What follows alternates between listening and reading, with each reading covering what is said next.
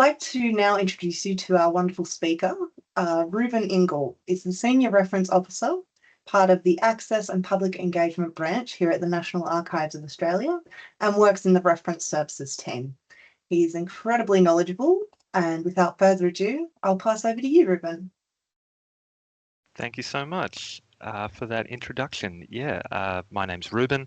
I've been with the Archives reference team here since October last year, but I've got a background working in access to other collections, especially about First Nations history. And in this job, I'm getting a look at lots of other parts of Australian history through clients' inquiries and the records I help them find, and always coming across all sorts of interesting stories. Today, we'll cover, what is record search even, the way that things are organised on there under the Commonwealth Records Series system, types of searches you can do, and different operators and tips and tricks and the way the searches work. And then a few other interesting ways of approaching finding records using research guides, what's called controlling series, and using the agency function search.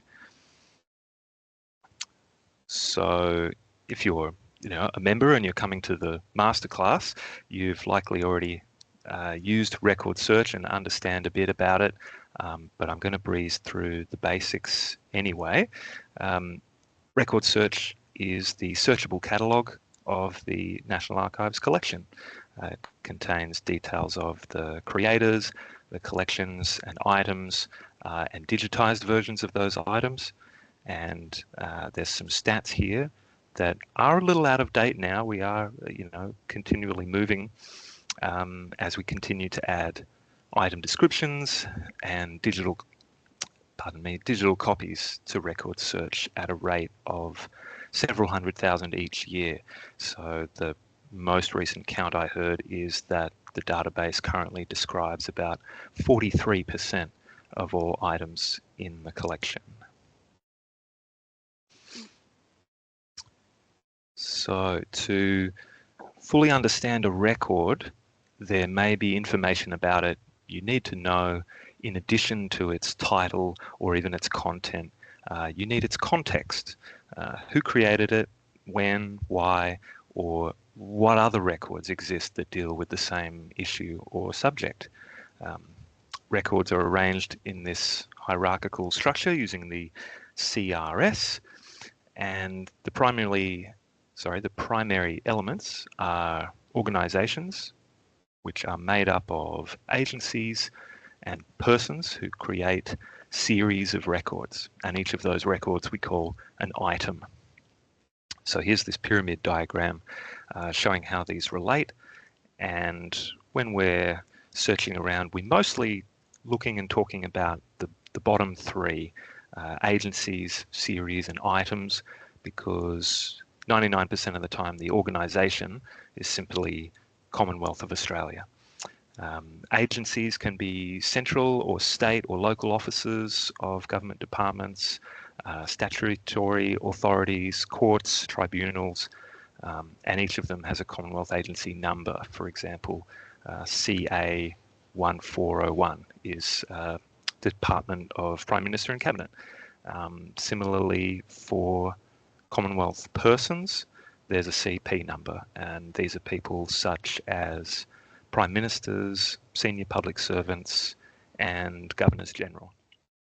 For example, the former PM Ben Chifley is CP 268.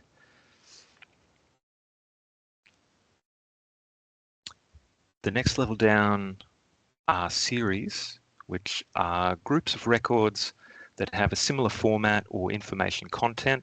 So they've been grouped together. They've usually resulted from the same accumulation or filing process, and usually containing items in a sequence that's got some kind of logical format to it, alphabetical, chronological. Typical series names are things like general correspondence, personnel files, passenger lists, that type of thing. And at the item level, records often have simple titles such as a person's name or a very short description of the item, and you need the context of the series and the recording agency to know what you're really looking at. For example, this photo of Eddie Mabo simply has his name and a place and a date. The series is simply called photographic material, so not much greater clue there, but the most context comes from the fact that it was created by ASIO. So now we know we're looking at a surveillance photo.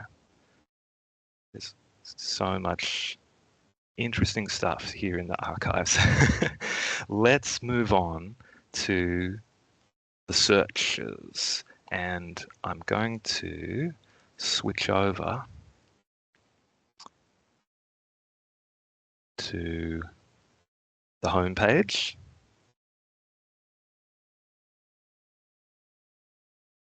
And open up RecordSearch. The first thing I'll do is sign in. This is my personal account, not as a staff member, but just as a user. And some of the benefits being signed in, of course, is that you can recall your recent searches for up to a month.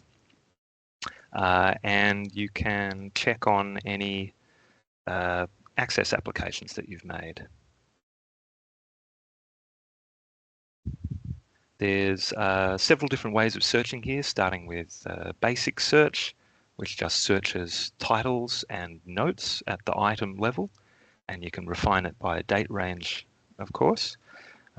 This is where most users will start, and then, if they're not finding what they want, progress on to some of the other tools, such as the advanced search. And we see this pyramid here again. It lets you choose at which level you're going to search, or search at all levels.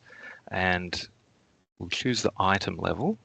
It gives you a lot more fields here with which to refine your search, such as excluding different terms. If you've narrowed down your search to a particular series, you can enter that in there and then use keywords as well. We've got various, reference number systems, the physical format you can refine by, like show me just audiovisual records, or I need to look into what textiles we hold. There's another great rabbit hole. The location of items, in case you want to just view items in person in the state office that's nearest you. The access status, you can choose to only show me things that are open, and also to refine by only show me digital copies. The next tab over, we have name search, which is geared towards searching for records about individuals, and the drop-down list of the categories of records will restrict your search to the selected series that staff here have identified as being, the relevant series to search for these type of records.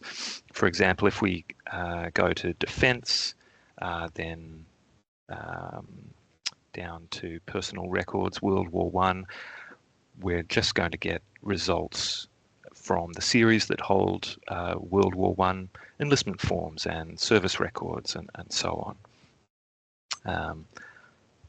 But of course, you can always select all records. Not all records, of course, that are in people's names will have their full first name. So sometimes it's very beneficial to simply put an initial in the given name slot. I'll give you a quick demo, which is for the non-anglicised name of my Oma from when they came to Australia. This is one that I found early on. There they are, just at age 40. The next tab, Photo Search, does what it says on the tin. Keep in mind that photographic records still show up in the results for other searches, but this one, of course, will restrict it to just searching the photographic collection. Little demo, and because of the history of Australian government photographers, there are some really amazing shots in this collection. Just great photographs. The next tab along we have is the passenger arrivals index. So this includes the names of passengers from 3 key series in the collection, and these are huge collections of ships logs and passenger arrival cards, and the key details from each of these from these papers were transcribed. I think it was a project of the Work for the Dole program. So we had the passenger arrivals index launched in 2003, and it now has over 10 million entries. You can refine by names. Once again, initial as a given name is a very good option if you're not finding the person that you're looking for. And the more information you know about the year of arrival, the port of arrival, or even the name of the boat, can help narrow down your search, especially if it's a more common name. So we can browse alphabetically for, the Fair Star, and we might even just click a search for the Fair Star. Yep, we're getting a lot of items there. And this is how it will be formatted. Each of these entries has a link to a digital copy, and sometimes it will even link you straight to the relevant page within that document. Other times not. You've got to scroll through and find who you're looking for in that list. And the last tab we have at the top here is newly scanned records, which is not so much a place for searching.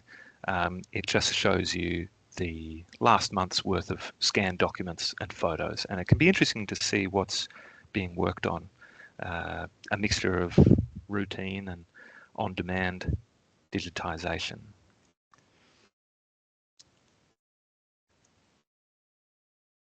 I'll jump back to the presentation here.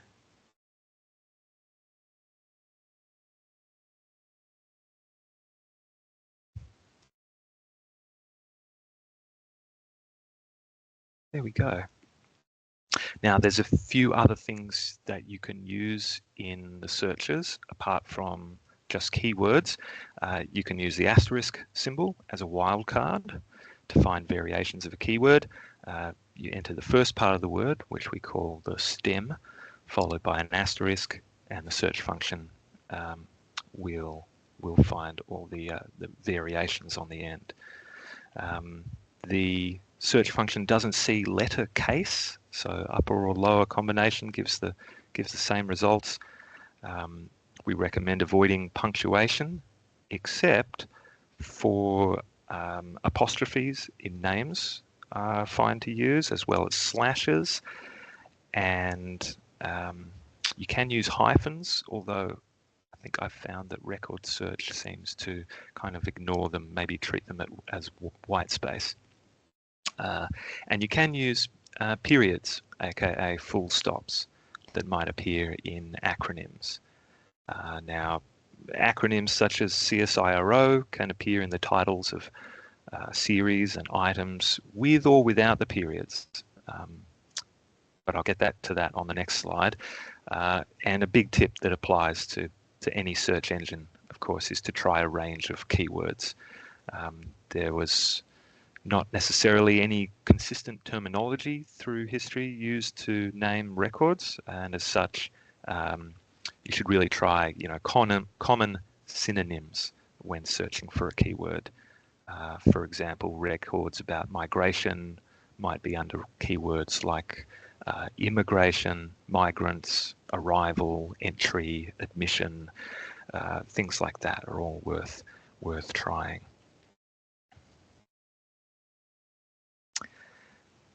One of the other tools here that we saw on the advanced search tab, as well as the name search tab, I believe, is the option to change the search behavior.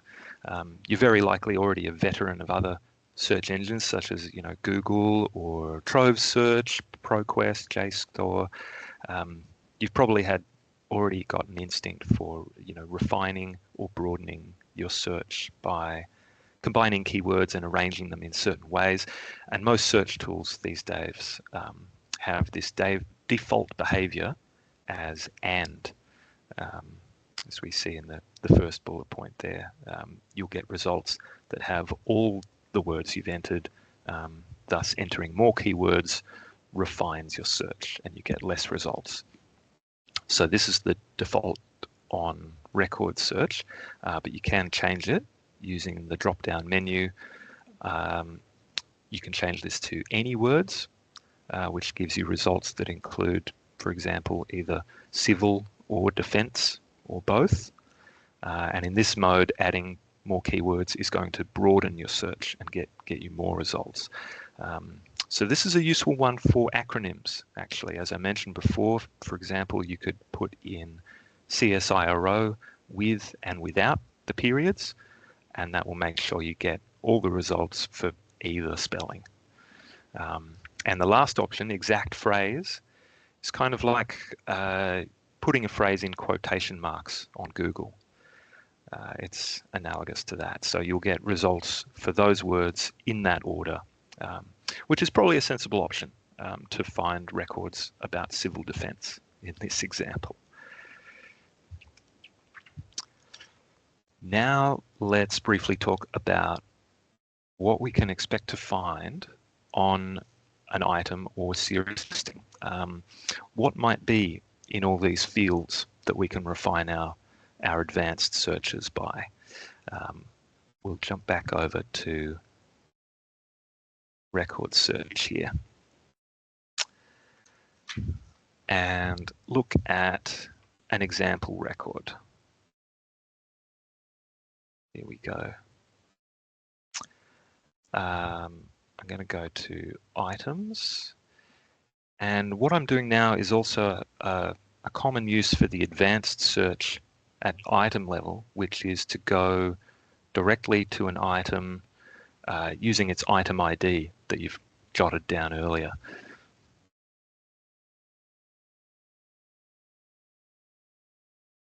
I can hit enter there. Here we are. We have a title, someone's name. There's a digital copy available. We see the contents date range that it relates to. The series, we have the control symbol, how you would cite that record if you were going to refer to it. The item ID, which is a National Archives imposed numbering system, so that every item has a unique number. The location where the item is stored, its access status, and so on. and its extent, yes, which is roughly how much paper it is. Here we've got just a pretty slim file, maybe not even a centimetre thick. Usually there won't be much detail about the content of a record at item level, apart from the title. But if we click through the link here to the series listing page, we're going to get a lot more about the title of the series. We see this is personal case files from Department of Immigration, Tasmanian branch. And the series note field is often where we find the most contextual information. There's usually a detailed description here of the history of these records and what we might expect to find within each record. Especially for military or immigration case files, we may get an idea of what kinds of details or forms, if there's photographs that we could typically find in an item within this series. So you can see there's a lot more detail here at series level. So also using the, if you're going to search for series using advanced search, thus this button, also search notes, is fantastic because you will search that that large field there with all the various synonyms and context. That can be a really good way to find those series.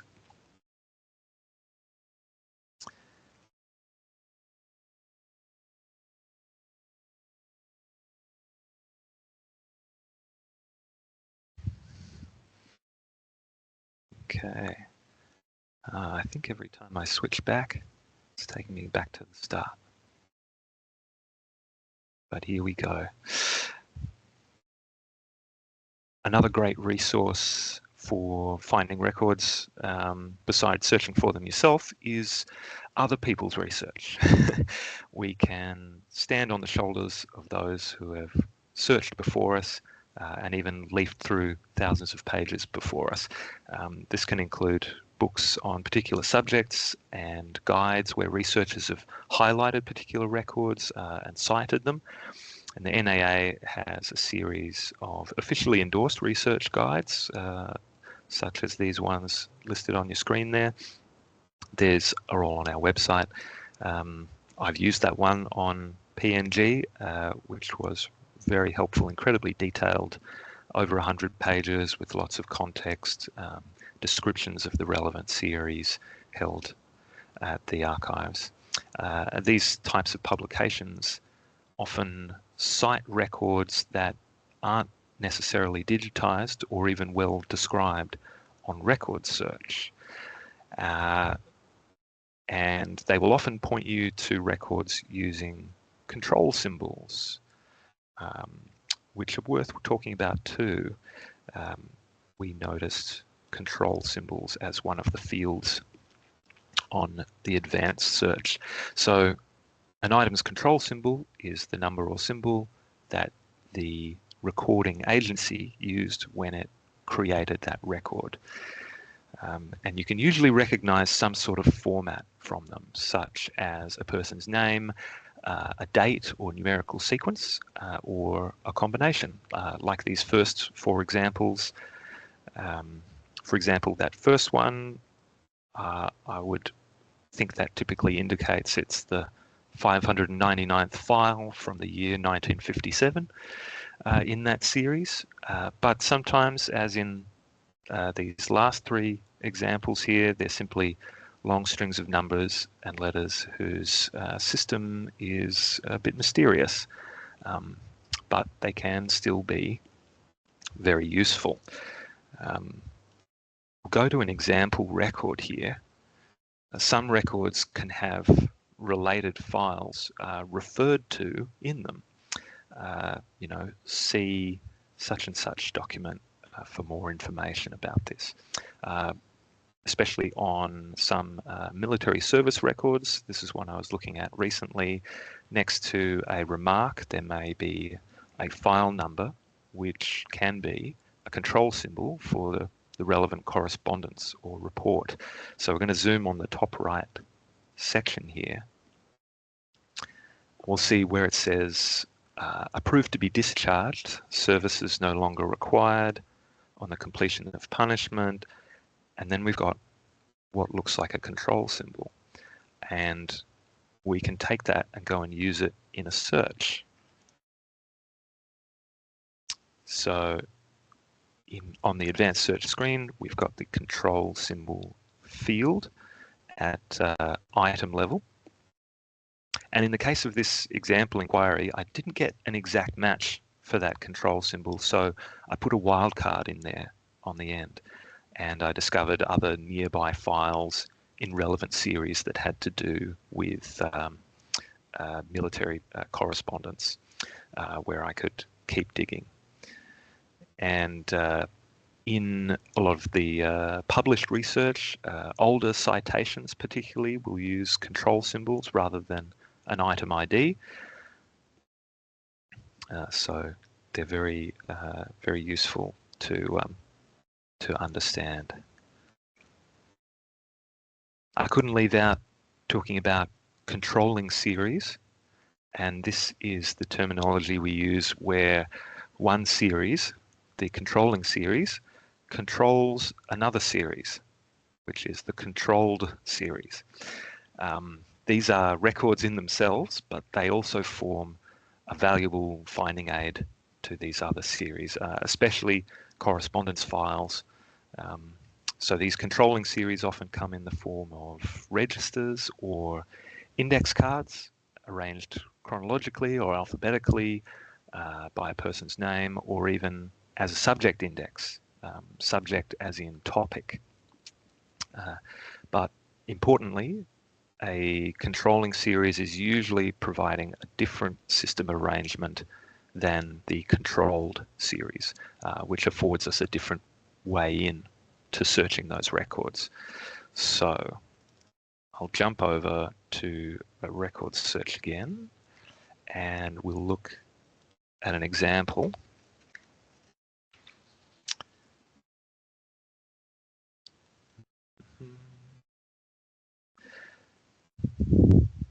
Let's say you're interested in a series that contains, some years worth of department's correspondence that's organized by date, and you're looking for items relating to a particular person or topic, but you don't know the dates of any of this correspondence that might exist.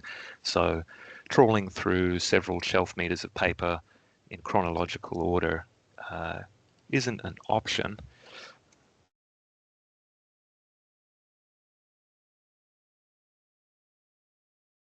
This is an example I was working on recently, and my client was interested in whether a particular war bride got their passage to Australia funded by the repatriation department.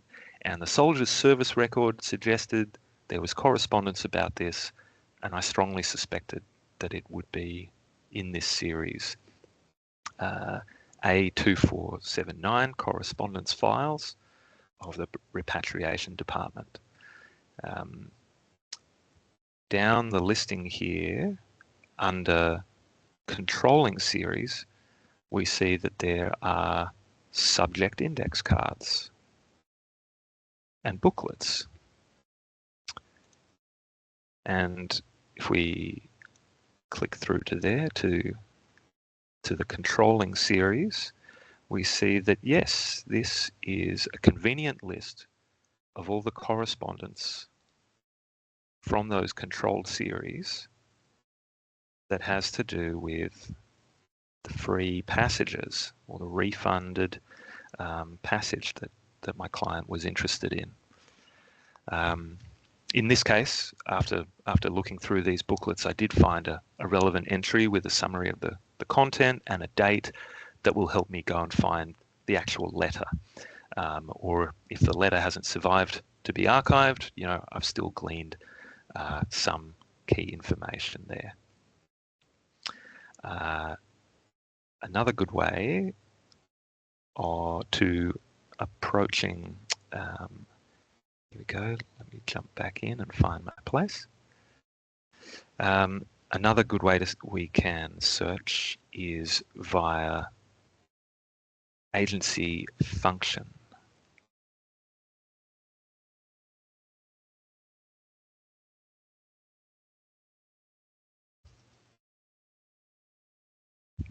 Pardon me, I think what I need to do actually is jump straight back to RecordSearch to show you this example.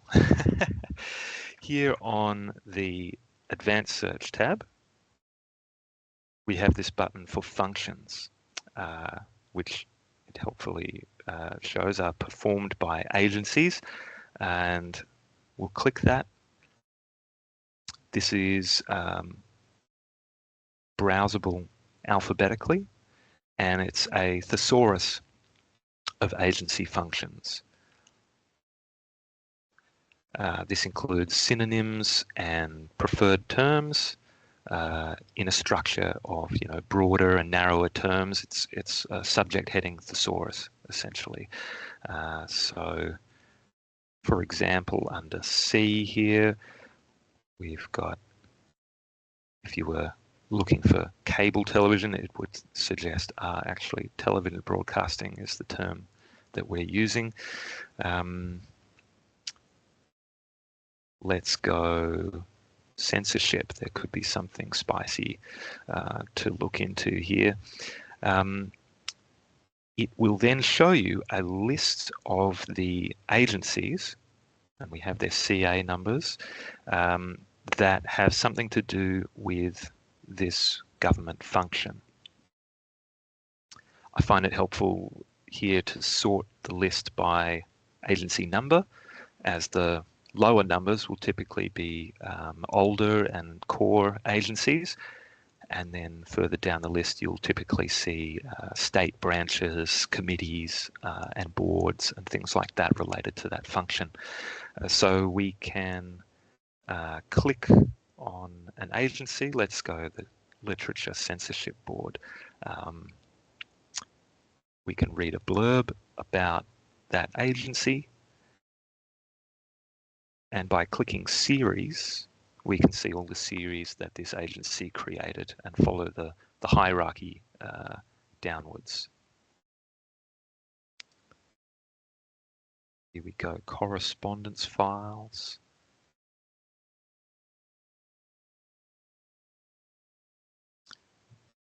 I could spend all day poking around. But that just about wraps it up from me.